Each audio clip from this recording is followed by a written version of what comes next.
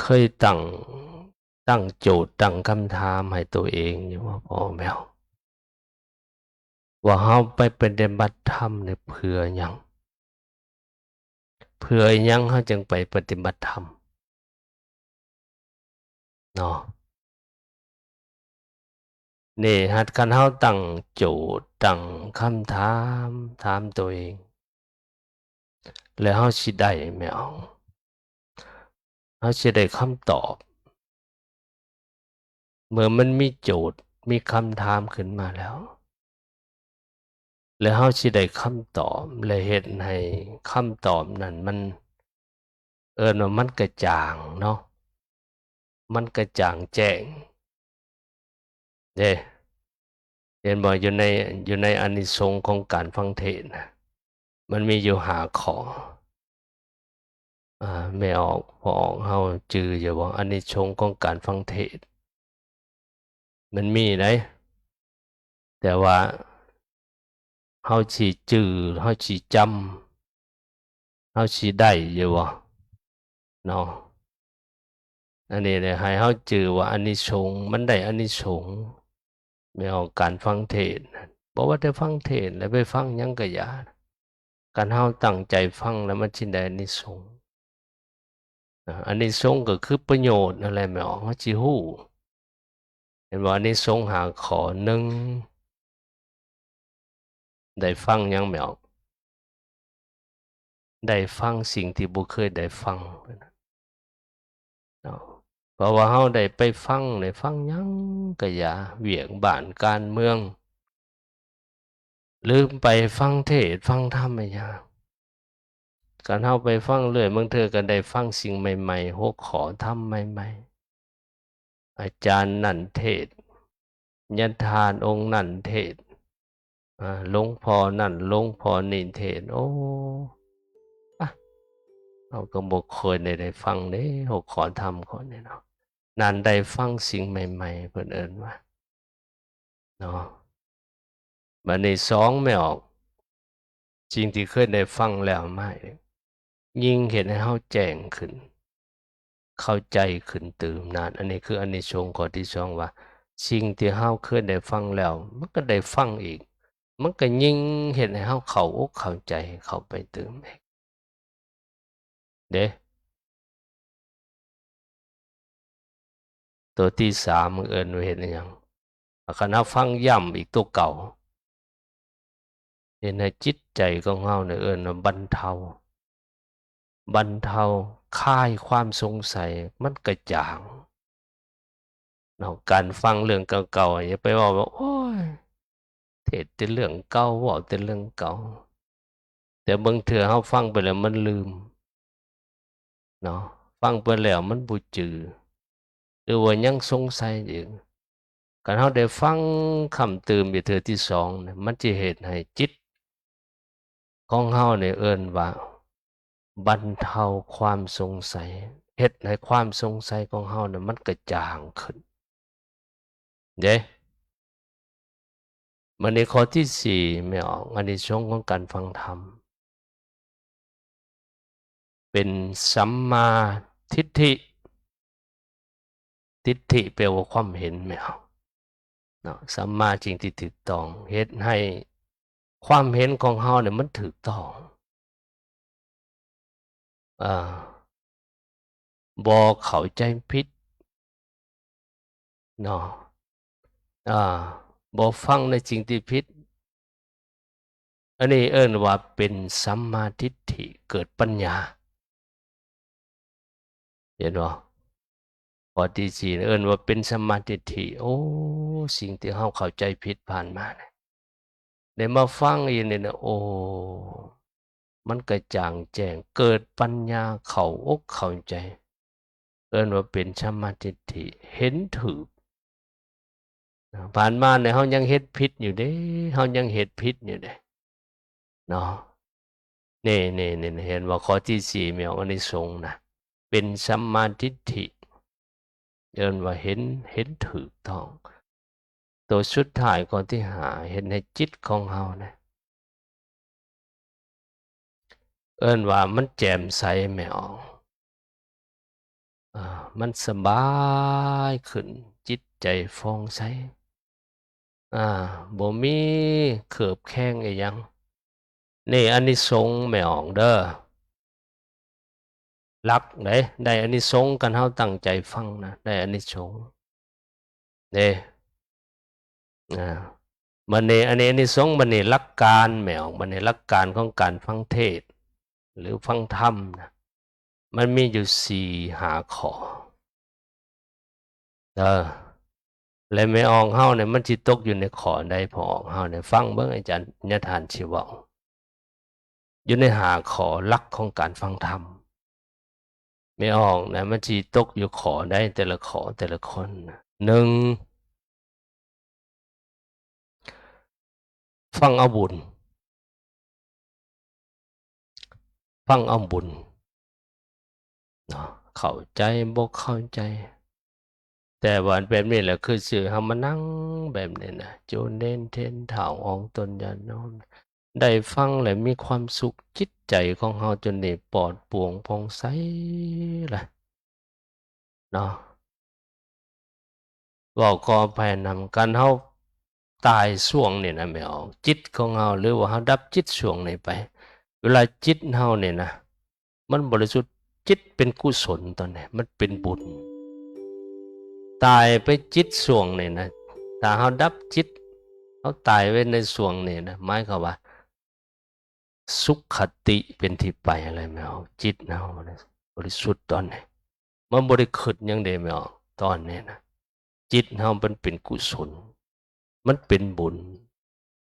นี่เฮาได้บุญที่เข้าใจหรือบ่เข้าใจอันนั้นเรื่องหนึ่งแต่ว่าฟังเอาบุญมันก็ว่าจิตมันสบายจิตมันมีความสุขจิตมันสงบจิตมันบ่ฟุ้งซ่านจิตมันสบายจนเนี่ยนะอาจจะฟังไปสิเข้าใจบ่เข้าใจขออัดขอทำหยังแต่ว่ามันได้ฟังน่ะมันจิตมันสงบจิตมันเป็นกุศลมันบ่เป็นอกุศลเด้ถ้าเฮาตายไปปุ๊บส่งนี่เวลานี่นั่นจิตมันเป็นบุญนะสุขคติเป็นที่ไปอะไรไม่ออกนะอันนี้ข้อที่1ไม่ออกหลักการของการฟังธรรมข้อที่2ฟังเอาความรู้หลักการฟังธรรมนะฟังเอาความรู้ฟังได้ฟังเอาความรู้เข้าใจอยู่ว่าไม่ออกฟังได้ฟังเอาความรู้เมื่อกี้ที่ญาติว่าฟังเอาบุญมันนี่ฟังเอาความรู้ฟังความรู้นี่ใส่หยังสุจิปุลิเขาเอิ้นว่ากันถาเรียนหนังสือกันถาพุทธเจ้าใส่ละกันว่าสุจิปุลิเวลานั่งฟังเทศน์สุนี่ฟังคักๆไม่ออก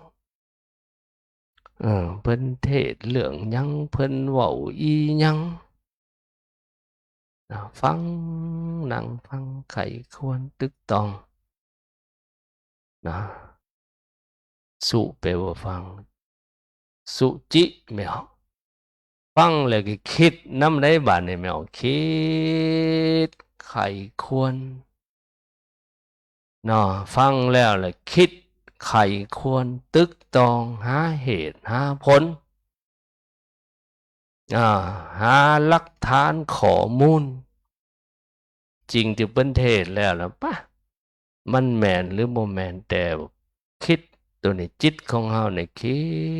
ดแต่บ่ทันภาวะเชื่อฟังแล้วก็คิดไขควรตึกตองหาเหตุหาผลแน่คิดครั้งแรกเลยป้าเพิ่นเว้านี่ยังบ่เข้าใจอยู่คิดแล้วฟังแล้วคิดแล้วยังบ่ออกยังบ่หยังอยู่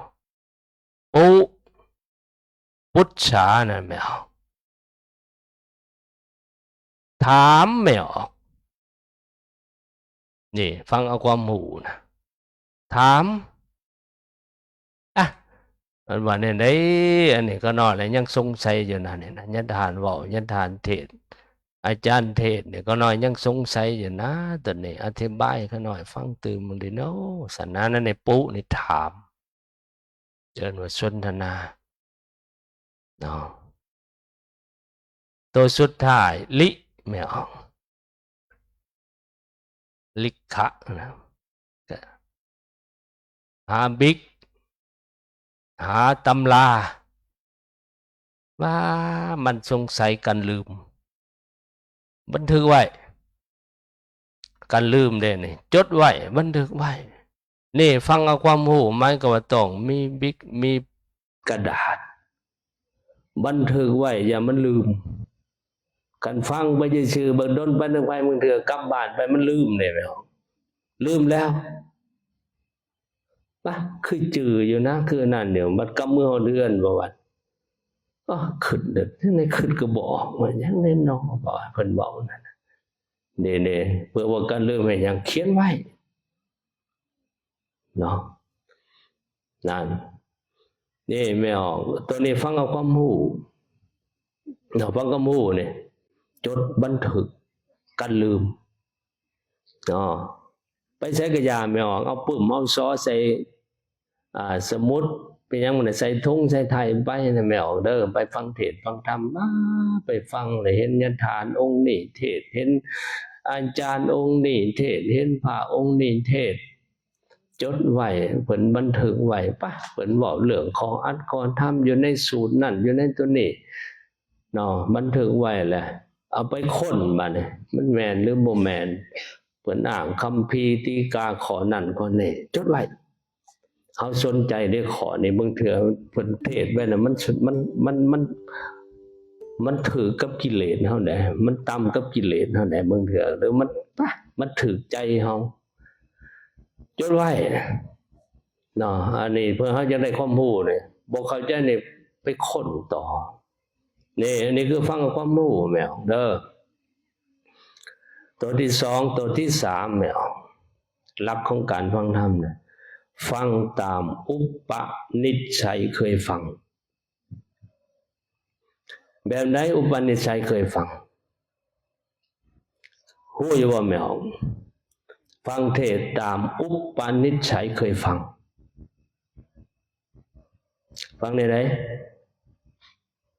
บ่สนใจล้มกันซะ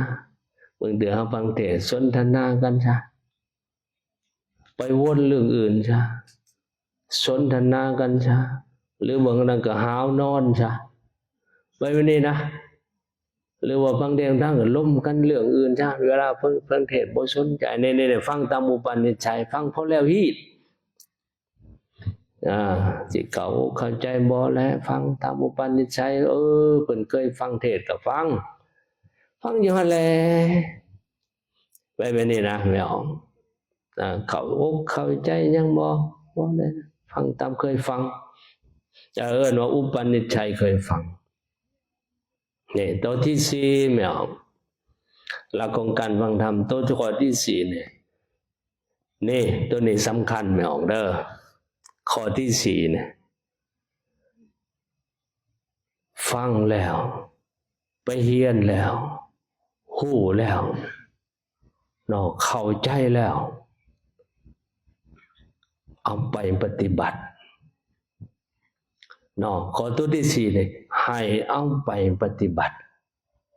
ชื่อก็บ่ได้พ้นได้ไม่ออกเข้าใจก็ยังบ่ได้พ้นหูเก่งเสียเลี้ยวสาลาดปันไหนก็อย่าเฮาสิเฮียนมาสูงส่งปันไหนก็อย่าหูหมดโลกจักรวาลอันนี้นะตั้งแต่ท้องฟ้าจนหอดลงพื้นมาสมุนหูหมดแต่บ่ได้เอาไปปฏิบัติไม่มีประโยชน์เลยฉะนั้นข้อตัวที่สี่นี่ให้เอาไปปฏิบัติหูกันดีเข้าใจกันดีเห็นแล้วก็ดีให้เอาไปปฏิบัติ เฮาจักสิฮู้มันถูกมันผิดมันแม่นนี่คือหลักของพุทธเจ้าสอนให้เอาไปปฏิบัติเส้นยันทานยกตัวอย่างเส้นคือสินหาไปแบบนี้นะเฮาทองได้เบิดเกือบทุกคนนะอันทองได้เหล้าได้แต่อันนั้นน่ะดีบ่ดีบ่แม่นบ่ดีได้ไม่ออกไม่ออกว่าได้หมดทุกคนน่ะว่าสินหาปานาอาทินนากามเมมุสาสุราดีบ่ดีจื้อบ่จื้อจำบ่จำได้บอกว่าหมู่ได้แต่ว่าถ้าเฮาอันหับสินหานั่นหับอยู่มื้อนึง 3-4 เทื่อกันแต่ว่าถ้าเฮาบ่ได้ไปปฏิบัตินี่บ่มีประโยชน์อิหยังเลยนั่นเราได้เห็นได้ฮู้ได้แต่บ่ได้เอาไปปฏิบัตินี่เส้นยกตัวอย่างคือสินหาเนี่ยคันเฮาฮู้แล้วเข้าใจแล้วโอ้แม่นเอาไปปฏิบัติฉะนั้นเฮาหับศีลเนี่ยนะแม่เอาแต่ละเทื่อพระพุทธเจ้าเพิ่นให้เอาไปปฏิบัติได้หับหรือบ่หับก็อย่าแต่ถ้าว่าเฮาเฮ็ดดีอยู่ล่ะเฮ็ดดีทั้งกายทั้งวาจารักษาศีลนี่แหละบ่หาได้สิไปขอน้ำยันทานไปขอน้ำเนี่ยคู่หรอกกันเฮาสมทานมื้อนึงถ้าได้ลบแต่ว่าปฏิบัติบ่ได้ก็คือเก่าบ่มีประโยชน์นี่ตัวข้อที่4คือเอาไปปฏิบัติ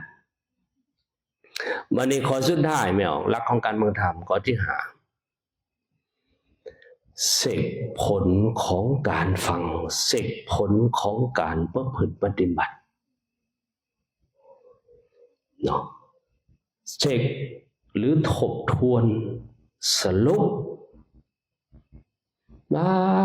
ผ่านมาเนี่ยนะนี่คือยันทานตั้งโจทย์ตั้งคำถามให้ไม่ออกแต่เบื้องต้นว่าเฮาปฏิบัติธรรมนี่เพื่อหยัง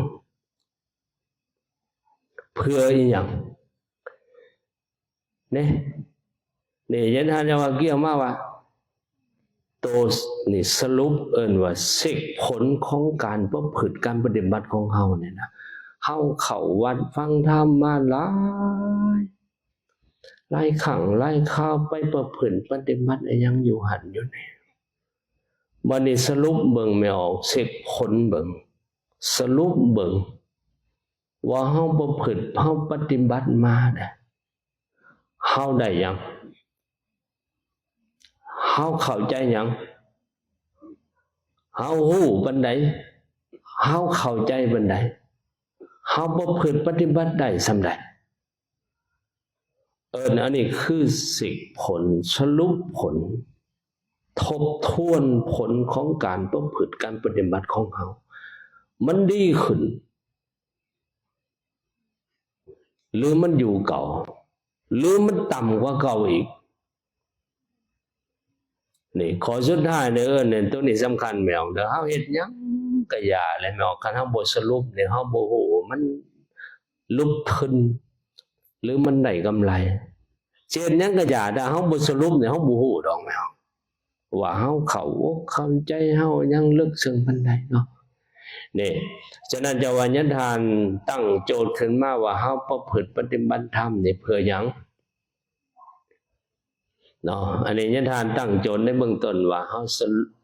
ว่าประพฤติปฏิบัติธรรมนี่เพื่อหยัง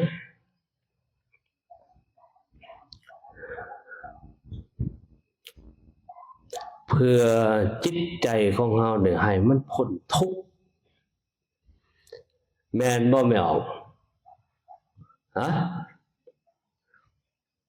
ปฏิบัติธรรมเนี่ยเพื่อให้ใจของเฮาเนี่ยพ้นทุกข์เพื่อให้ใจเฮาเนี่ยพ้นทุกข์ได้เฮาบ่พฤติปฏิบัตินี่นะบัดนี้ใจพ้นทุกข์มันเป็นอะไรใจพ้นทุกข์ตั้งโจทย์เข้าไปอีกแม่เพราะว่าเฮาปฏิบัติธรรมเนี่ยเพื่อให้จิตใจของเฮาเนี่ยพ้นจากความทุกข์เป้าหมายของเฮามันมีเป้าหมายแหละ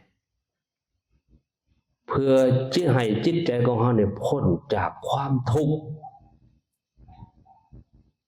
บาดในใจพ้นทุกข์นั้นมันเป็นอะไรใจพ้นทุกข์เนาะนี่ต้องเสกเข้าไปเองไม่ออกเป้าหมายของเราประการบำเพ็ญการปฏิบัติการเนี่ยเพื่อจิตเพื่อใจเพื่อใจทั้งหมดแหละเพื่อสำลายใจของเราเพื่อให้ใจของเราพ้นทุกข์เพราะใจเรามันยังทุกข์อยู่ทุกข์หลายสิ่งหลายอย่างทุกอย่างบัดนี้ใจพ้นทุกข์เนี่ยมันเป็นในใจของเราพ้นทุกข์ใจที่เราพ้นทุกข์นี่ไม่ออกเด้อเราได้ลาภได้ยศได้เกียรติได้สรรเสริญสิ่งที่เราได้ไม่ออกเราได้มาเราก็บ่ได้แม่นว่าดีอกดีใจปลื้มจิตปลื้มใจหรือว่าหลงไม่เอาเนาะจิตใจของเฮาน่ะได้ลาภก็ดีได้ยศก็ดีได้เกียรติก็ดีได้สรรเสริญก็ดีที่หมู่ยกย่อป้อปัดให้เกียรติให้ศักดิ์ศรีย่ำมียศธรรมดาศักดิ์ยังต่างๆยังเป็นนี่นะแต่เฮาก็บ่ได้แม่นว่าหลงเฮาก็บ่ได้ว่าดีใจเกินน่ะนะแม่เอา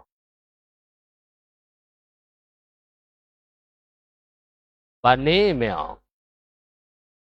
โตว่านั่นการปฏิบัติธรรมเนี่ยใจพ้นทุกข์มันเป็นบัดนี้อันนี้เมื่อเฮาได้เมื่อเฮามี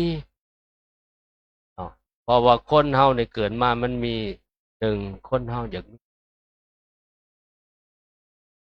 ทรัพย์สินเงินทองทุกคนอยากได้เอิ้นว่าลาภ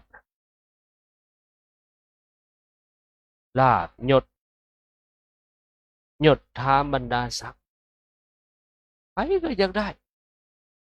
ในสังคมอยากเกียรติ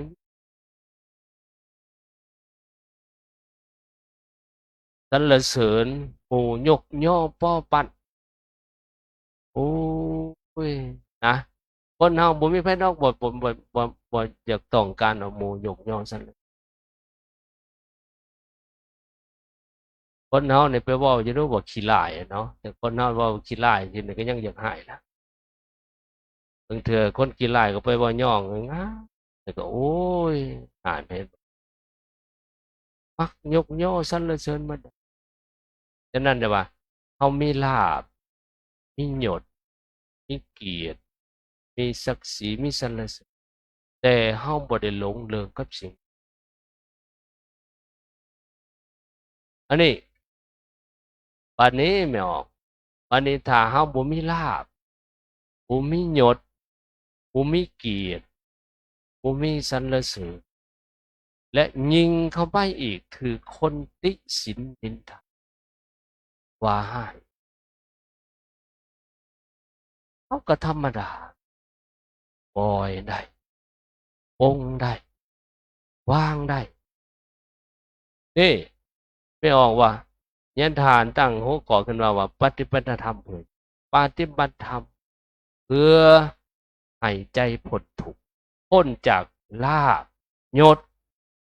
สรรเสริญเกียรติยามมีเกียรติมีสรรเสริญและยามมันบ่มีอีกยามมันหายยามมันสูญเสียยามมันผลัดพรากลาภยศสรรเสริญยามมันสูญเสียยามมันผลัดพรากเฮาก็บ่ได้ยินดียินหายเฮาก็บ่ได้เสียอกเสียเอิ้นว่าปกติอยู่ได้วางได้อยู่สบายนี่แหละไม่ออกปฏิบัติธรรมเด้อเท่านี้เนาะปฏิบัติธรรมน่ะเพื่อหยังเพื่อให้ใจพ้นทุกข์บัดนี้เฮานี่พ้นทุกข์แล้วบ่พ้นได้แล้วบ่คือนิทานว่าลาภ ยศสรรเสริญเกียรติ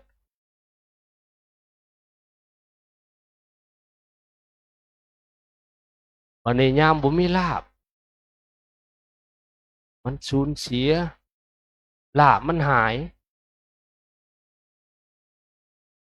เห็นว่าคนมายืมเงินเขาบ่ส่งไฟใหม่ตัวยังคารบัตอันนี้คือมันหาย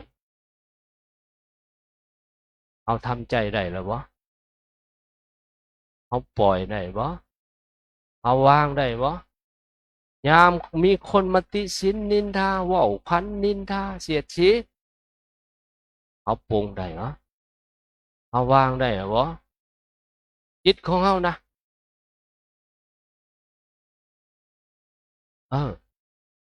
ยามมันขึ้นกับยามมันลงมาสังเกตว่าใจเฮาเป็นจังไดใจเฮาทำได้แม่ปล่อยวางได้นี่ได้แม่ออกเป้าหมายของการปฏิบัติธรรมใจเฮาพ้นทุกข์แท้หมายความว่านี่แหละอยู่ในเอิ้นว่าโลกธรรม8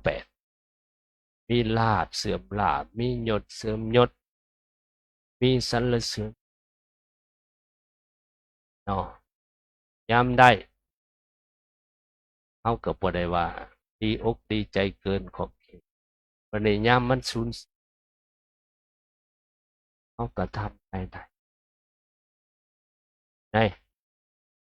นี่ไม่ออกเป้าหมายของการปฏิบัติธรรมเนี่ยเกิดใจให้พ้นทุกข์เลยเห็นได้ให้จะพ้นทุกข์ไม่ได้หรอกมาเรียนรู้มาฝึกฝนนี่แหละมาศึกษาให้เข้าอกเข้าใจในการประพฤติเด้แต่ว่าทุกอย่างมันอยู่ที่ใจหมดเอาเด้อฝึกใจฝึกใจอยู่ที่ใจนี่หมดนะฉะนั้นจะว่าพระพุทธเจ้าเนี่ยเพิ่นตรัสรู้อยู่ไสจังแม่นฮะพุทธเจ้าเพิ่นตรัสรู้อยู่ไสฮะผู้ว่าพุทธเจ้าเพิ่นตรัสรู้ตรัสอยู่ไสฮะอยู่ใจบ่ได้ไปตัดหมู่อื่นตัดใจตัดลูกตัดเมียตัดทรัพย์สมบัติจัดเนิดชาบรรดาศักดิ์พุทธเจ้าเจ้าชายสิทธัตถะนี่ก่อนจะมาเป็นพุทธเจ้าเพิ่นตัดแต่เจ้าชายสิทธัตถะเนี่ยอาศัยป่าหนีจากเมืองหนีจากพระราชวังหนีจากบ่อนมันสนุกสุขะหนีจากลาภยศสรรเสริญทุกสิ่งทุกอย่างเจ้าชายสิทธัตถะไปอยู่ไสตัดใจใจมันชอบตัดออกใจมันมักตัดออกตัดหมด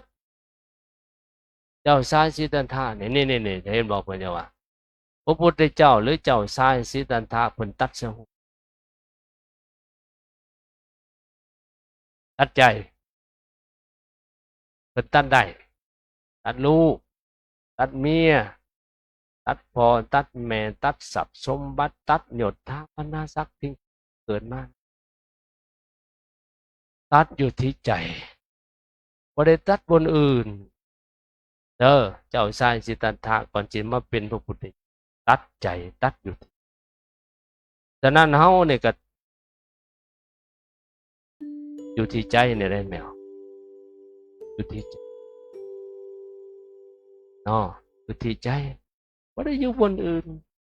แต่เฮาอาศัยหยังอาศัยป่าอาศัยบ่อนมันสงบอาศัยบ่อนมันวิเวกเฮาเข้าป่าในป่าสงบใช้ป่านี่แหละบ่อนมันสงบนี่แหละมาฝึกจิตฝึกใจอ่าฝึกฝนเนาะเบิ่งหยังเบิ่งกายเบิ่งจิตของเฮามันคิดอิหยังนี่ออกไปมากมันก็อยู่ที่ใจหมดเนาะเช่นถ้าเรา2-3ข้อมา การประพฤติการปฏิบัติประดามเพื่อยังเกิดก็พ้นทุกข์ยังไปยังพ้นทุกข์ยังยังทุกข์ก็คือใจเฮานั่นแหละก็พยายามตัวนี้เนาะนี่ยันทานตั้งโจทย์ตั้งคำถามต้นอย่างแต่ว่าบัดนี้มาถามเนียนเงานอนหมดแล้วบัดเนาะฟังเด้อเนียนเด้อ อาจารย์จะให้ธรรมะสองขอบ่ให้หลับเด้อตื่นตื่นตื่นดูเนนตื่นขึ้นเนาะตื่นขึ้นเอาเป็นจัวหน่อยก็ดีเป็นจัวใหญ่ก็ดียันทานจิตถามเด้อเจ้าสิได้เรียนถามธรรมะสองขอให้ตอบได้เรียนมอประถมก็มีเนาะมอต้นนี่เดี๋ยวประถมกับมอต้นกับมหนึ่งมสองมสามมสี่ยันฐานสุดท้ายในยันฐานจิตถามธรรมะมาแน่นอนเรียนทำที่เฮ็ดให้งามมีอยู่สองอย่างทำที่เฮ็ดให้เฮาน่ะเป็นคนงามมีอยู่สองอย่างมีหยังแดเน้นฮะมีหยังยกมือขึ้นยังแดทำที่เฮ็ดให้งามมีอยู่สองอย่างวินัยธรรมะโอ้เจ้าหน่อยนั่นแหละว่าวินัยธรรมะถึกอยู่ยังอีกตัวองค์อื่นเด้ขันติยังอีกฮะวิริยะถึกอยู่ให้ยังบ่คักถึกแต่คนมันยังบ่ถึกโตมันถึกหางมันตกก็ยิ่งถึกหางมันบ่ทันได้ถึกโตมันฮะ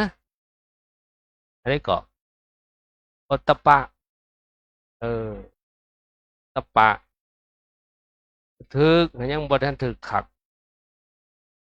ทำที่เฮ็ดให้งามมีอยู่สองอย่างหนึ่งเด้อฟังยาดาเด้อจือไว้เด้อแต่ว่าชุมเจ้าก็สิเฮียนแหละแต่ว่าชุมเจ้าลืมบางเทื่ออาจจะลืมหนึ่งขันติรู้จักบ่ขันติแปลว่าหยังขันติอดทนยังแดฮะคำสั่งสอนอดทนยังอีกอดทนสมาธิอดทนยังอีกอดทนวินทบาทอดทนตากแดดตากฝนอดทนไหวพระอดทนบ่เล่นเกมเนี่ยเนาะอดทนอย่างนอนอดทนแบบนี้ขันติแปลว่าอดทนซุมเจ้ามานั่งเนี่ยอดทนบ่เนี่ยฮะอดเนาะอดบ่นั่งเป็นอะไรนั่งโดปวดหัวเข่าโอ้ยยังโจหน่อยบ่ทันเจ็บดอกหัวเข่าหัวขาซุมเจ้ายังซุมเจ้านะเป็นวันเจ็บแข้งเจ็บขาดอกผู้เฒ่ายังว่าดอกซุมเจ้าบ่ทันเจ็บแข้งเจ็บขาดอกขันติแปลว่าอดทนนี่ซุมเจ้ามานี่ตั้งแต่วันที่18จนฮอดวันที่22เพิ่นปิดมาเขาต้องใส่หยังอดทนเพิ่นวางระเบียบไว้แล้วว่าเฮามาประพฤติปฏิบัติเนี่ยแต่ละองค์ แต่เราตื่นจังโมงตอนเช้าฮะ3 โมงเห็นบ่อ่านตี 3อดทนบ่อดทนอหยังอดทนจากอยากนอนเห็นบ่ตอนนั้นกำลังนอนคักนอนคักบ่ตอนนั้นเฮ็ดจั่งใดบัดนี้ใช้หยังใช้ขันติเห็นเด้อวันนี้ซุมเจ้าเรียนหนังสือใช้หยังใช้สมองสมองกระทึกน่ะจะเว้ากระทึกใส่สมองเรียนหนังสือต้องใส่สมอง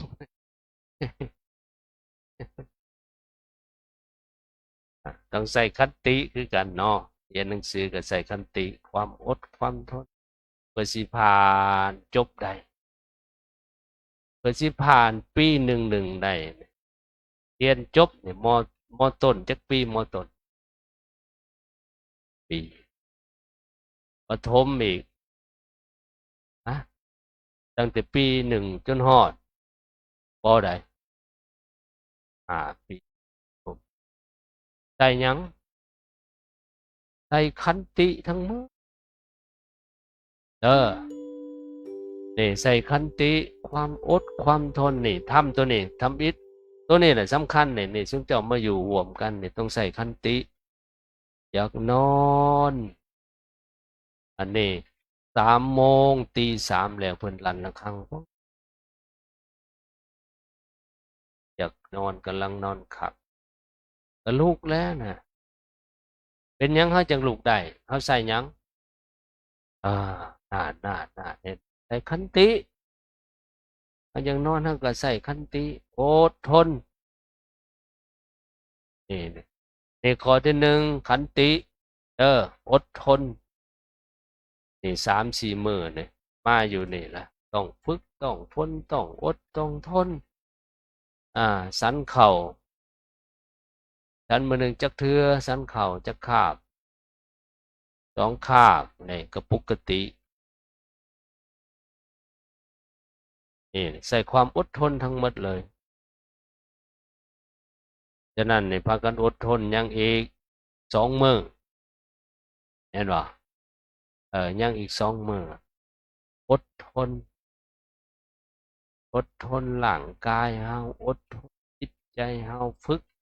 ร่างกายเฮาฝึกจิตของเฮานี่สามเณรเด้อ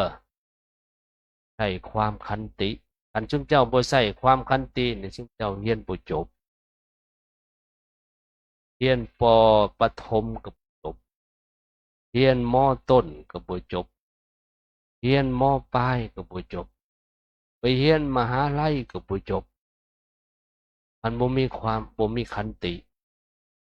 พอเฮาเรียนหนังสือใช้หยังใช้สมองใช้ขันติสมองจำใจเอาใจใส่เราทองต่างแดดต่างฝนที่ไปนี่ต้องใส่ขันติทั้งหมดเอาข้อที่2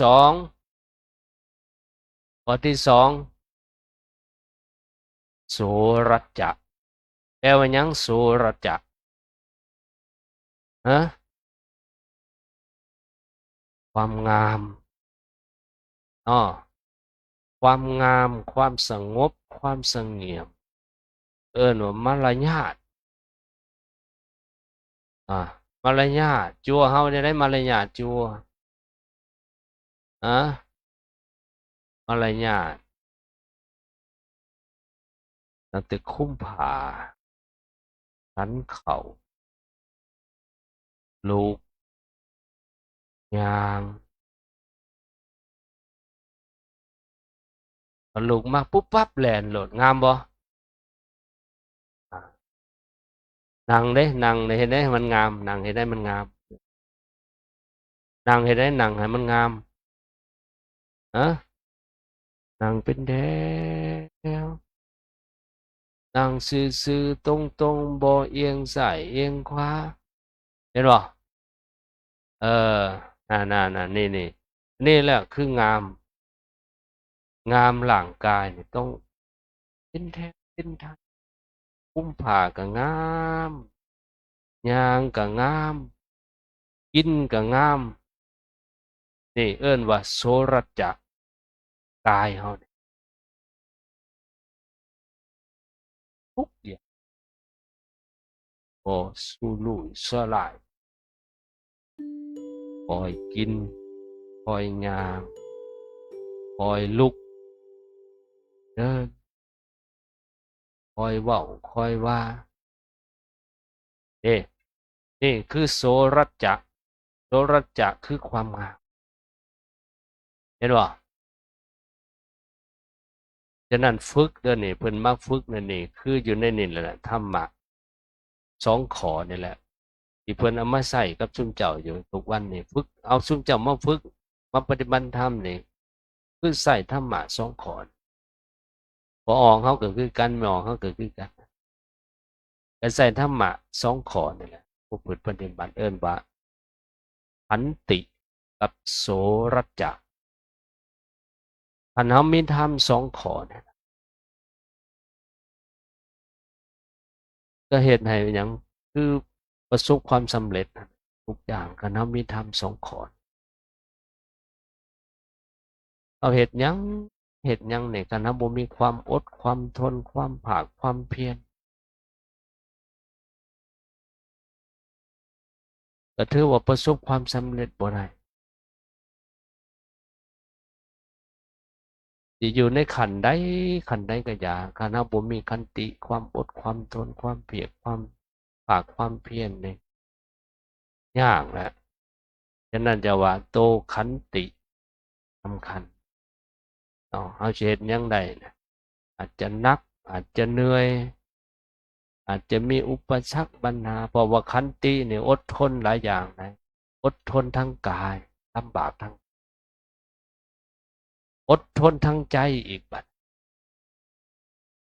อดทนทั้งใจเนี่ยอดทนแบบไหนอดทนทั้งใจ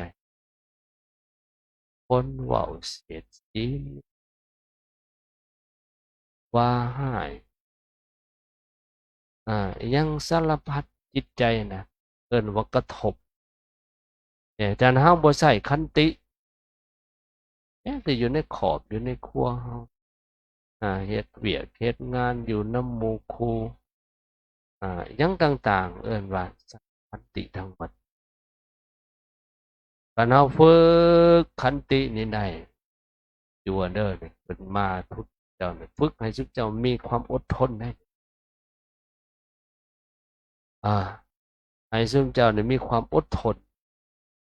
อาศัยการฝึกทั้งหมดน่ะคันเฮาบ่ฝึกเฮาก็บ่เป็นคันเฮาบ่ฝึกเฮาก็บ่ฮู้คันเฮาบ่ฝึกเป็นคนอยู่แต่บ่ประเสริฐบ่ทันสมบูรณ์คันว่าแนวนั้นถ้าเฮาบ่ฝึกก่อนต้องได้ฝึกก่อนสิเรียนมาสูงปานใดก็อย่าสิเรียนมาฮู้ปานใดก็ต้องเอาไปฝึกก่อนเพื่อจะเข้าใจเวียกใจงานเพื่อจะสำนิสำนาญเด้ฉะนั้นการฝึกฝนนี่เด้อสิเฮ็ดให้คนเราเป็นคนกันเป็นจั่วก็ถือว่าเป็นผู้ประเสริฐเป็นสมณะก็เป็นผู้ประเสริฐเด้โตขันติเมื่อเฮาฝึกขันติได้แหละโสรัจจะน่ะมันก็สิตามมาแหละความงดงามอาทั้งกายพร้อมทั้งงดงามทั้งจิตใจพร้อมกิริยามารยาททุกอย่างคันเฮาฝึกขันติได้โสรัจจะมันตามมาเลยการเฮาสิเฮ็ดอิหยังนี่ลงมือหยังทำหยังสิละเอียดละออตะเงียมเจียมโตการเว้าการว่าการกินการไปการมาการประพฤติการปฏิบัติที่ ภาพเพียบห้อยบ่เป็นคนสุรุ่ยสลายคันเฮามีธรรมะ2ข้อขันติกับโสรจะแต่ทำวิทย์เฮาต้องฝึกขันติก่อนคือสุมเจ้านี่คันฝึกขันติบ่ได้แล้วก็แล้วแหละความงามก็บ่มีเฮาฝึกขันติบ่ได้นี่พูดว่านั่งลุกผู้ลุกเฮาก็นั่งผู้นอนเฮาก็ลุกผู้ยืนเฮาก็นั่งฉะนั้นเฮาฝึกตัวขันติอดทนความอดทนนี่สำคัญที่สุดอ่านเด้อฝึกหลายๆได้บ่ฝึกหลายๆช่วงนี้นะเฮามาฝึกเฮามาบวชนี่คือเฮามาฝึกได้คือเฮามาฝึกได้เนี่ยเฮามาบวชมาฝึกสิ่งที่เฮาบ่ฮู้เฮาก็สิฮู้สิ่งที่เฮาบ่เข้าใจเฮาก็สิ่งเฮาที่บ่เคยเห็นเฮาก็สิได้เห็นเพราะว่าพ่อแม่ครูบาอาจารย์ฝากฝึกบ่นั่งสมาธิเคยบ่นั่งสมาธิเดี๋ยวนี้มันนั่งสมาธิแล้วเฮ็ดหยังอีกบัดนี้ไหว้พระสวดมนต์เดินจงกรมทำบาตรฉันข้าวเห็นบ่เอามาบวชปึ๊บนี่เพิ่นสิมาฝึกฝนเฮาเฮาฉันข้าวเฮากินข้าวแต่เฮาบ่ทันบวชกลับมาบวชแล้วเอามาฉันข้าวต่างกันบ่ฮะต่างกันบ่หรือคือกันต่างแนวใดบ่ได้กินตอนแลงอันกินคือกินเข้าปากคือเก่าแม่นบ่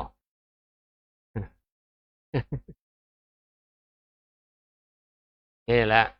มีการฝึกมาบวชแต่อยู่นอกเฮาบ่ทันได้บวชนี่กินเฮาอยากกินยามใดคือกินแม่นล่ะวะเฮาอยู่เรือนเฮาบ่ทันได้บวชนี่จักนอนจักตื่นจักโมงฮะแต่บ่ทันบวชน่ะตอนเช้ามาตื่นจักโมง7โมงเช้าบัดมาบวชแล้วตื่นจักโมง3โมงแหมต่างกันบ่นี่แหละเพิ่นฝึกให้เฮานี่มีความอดนอนสติกินก็ให้มีสติกินบ่สุรุ่ยสลายเฮาอยู่อันนี้เฮาอยู่ทางนอกเป็นเด็กน้อยอยู่ทางนอกนี่จะกินยามใดก็ได้กินมื้อหนึ่งจักคาบยามเจ้าอยู่ทางนอกบ่ทันบวช3คาบตอนเช้าตอนใดอีกตอนเที่ยงตอนใดอีกตอนแลงเที่ยงคืนกินยามใดก็ได้ไปเลาะไปเที่ยวแต่เฮามาบวชแล้วเฮาฉันบ่ได้ได้บ่นี่คือการฝึกฝนฉะนั้นน่ะอดทนเด้อขันติกับโสรจะให้มีธรรม2ข้อนี่สามเณรเฮาหลายๆเฮาก็สิเป็นเณรที่งดงามแม่ออกเห็นก็โอ๊ยเห็นนี่เบิ่งกิริยามารยาทจุดหน่อยความอดความทนสักเงียมเข็มโตเลียวเบิ่งคุ้มฝ่าคุ้มแน่นะอ่างดงามนะแม่ออกเขาเจ้าเห็นเขาก็เกิดเขาก็มีความปลื้มปิติกับสามเณรเฮาฉะนั้นให้ตั้งอกตั้งใจเด้อลูกหลานเด้อตั้งใจศึกษาหาเรียนตั้งใจอดทนภาคเพียรในการศึกษาธรรมวินัยเอาไปประพฤติปฏิบัติแต่เฮาเมื่อเฮาใหญ่ขึ้นก็อาศัยนี่แหละการฝึกการฝนนี่แหละได้หล่อหลอมเฮาอ่าเป็นผู้ใหญ่ในเมื่อหน้า ในการฝึกนั่นแหละเอาสำเนียงเนาะเนี่ยทานโอ้ลมน้ำได้บางสิ่งบางอย่างเป็นได้มันเป็นประโยชน์ไปประพฤติปฏิบัติเนาะไม่ออกกันแต่มันบ่เป็นประโยชน์กันเป็นอย่างทิมอยู่ในวัดนี่แหละต้องเอาเมื่อดอกมันบ่เป็นประโยชน์มันเป็นประโยชน์ไปประพฤติปฏิบัติเนาะฝึกฝนหล่อล้อมการประพฤติการปฏิบัติธรรมตั้งโจทย์ตั้งคำถามขึ้นเอาการตั้งหัวข้อในธรรมเองว่าเฮาประพฤติปฏิบัติธรรมหยังแล้วเฮาได้หยังเฮาเข้าใจหยังเฮาเข้าใจลึกซึ้งทำใดในการประพฤติการปฏิบัติก็จะเห็นจุดบทตัวดีตัวบ่ดีในการประพฤติการปฏิบัติเห็น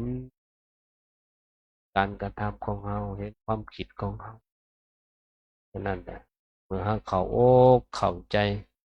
เกี่ยวกับธรรมะหรือหลักคำสอนในทางพุทธศาสนา มีปัญหายังเกิดขึ้น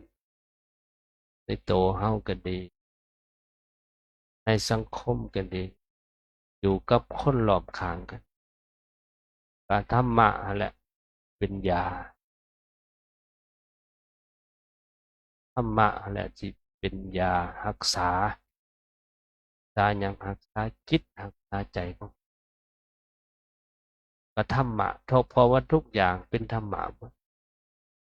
แต่โตเฮาก็ดีร่างกายเฮาทรัพย์สมบัติทุกสิ่งทุกอย่างอยู่ในโลกนี้เป็นธรรมะทั้งหมดเฮาบ่ศึกษาธรรมะแล้วเมื่อเฮาบ่เข้าใจธรรมะแล้วเฮาก็หลงเนาะเฮาก็หลงเฮาก็ลืม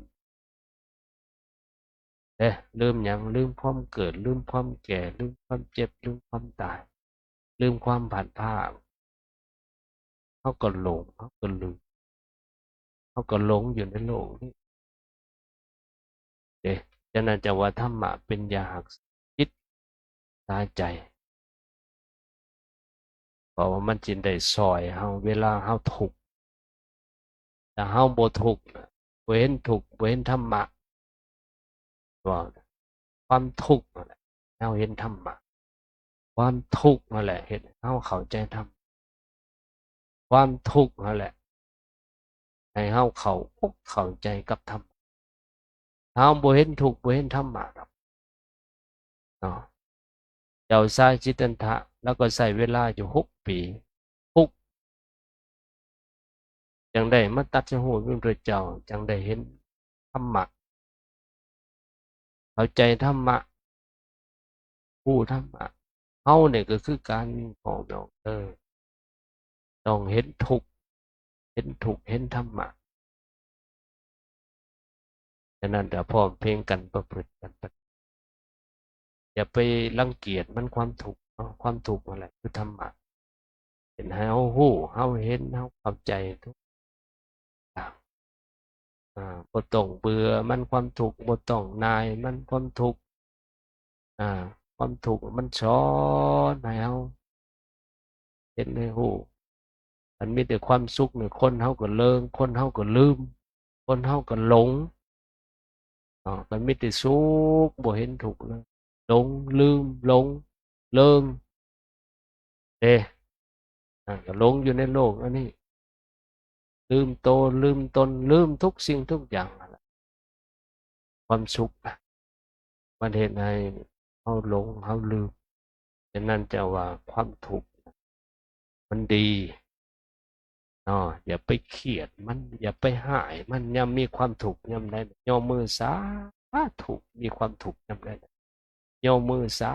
ธุโอ้ยมันเฮ็ดให้เฮาเฮ็ดธรรมเลยเนาะความทุกข์ย่อมือสาธุโลดเด้อแม่ออกเด้ออย่าห้องอย่าให้อย่าเสียอกเสียใจยามความทุกข์เกิดขึ้นมาแล้วย่อมือสาธุมันมาให้ธรรมะอีกแล้วโลดโอ้ยย่อมือสาธุนี่ความทุกข์มาเรื่อยๆมันก็โอ้ยได้เห็นธรรมะอีกแล้ว นี่น่าฉะนั้นได้ฉะนั้นแต่ว่าการประพฤติการปฏิบัตินั่นแหละดีความเป็นจริงของของโลกอาสันเดเนาะมันนี่เนาะอาจโอ้ต้มให้อาจพอโอวาทให้ควันกำลังใจพ่อแม่ครูบาอาจารย์พอเพียงกันประพฤติปฏิบัติให้ควันกำลังใจแก่ลูกเน้นที่ได้พอเพียงกันอ่าประพฤติมาปฏิบัติฝึกความภาคเพียรเกากิเลสตัณหาราคะอยู่ในจิตอยู่ในใจของเราก็จะได้ความพ้นทุกข์นะอาศัยการประพฤติ